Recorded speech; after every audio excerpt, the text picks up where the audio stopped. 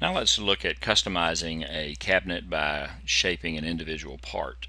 As you can see on the refrigerator cabinet here, we have shaped the end panel to create a dust panel.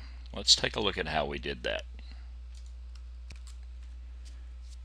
First of all, we have a 32-inch refrigerator with 2 inches of clearance on the right side, and above that we have a 36-inch refrigerator upper cabinet. We're going to take the right end, extend it to the floor, and then modify the shape. Let's select the Edit button.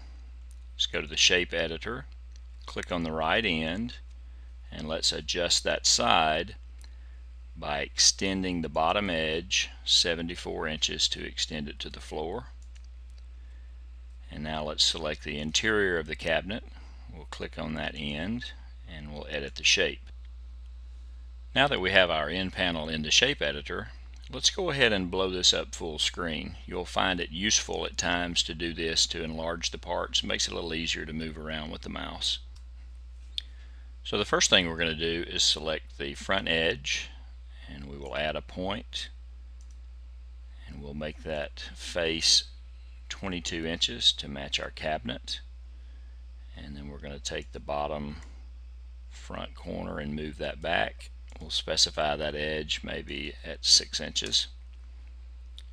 So now we have shaped our part, and let's go take a look at it in SketchUp. So there's our cabinet with our shaped end panel.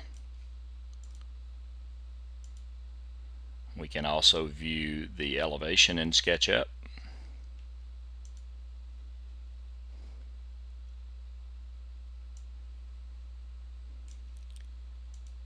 And we can go to the plan view to view the entire room in SketchUp.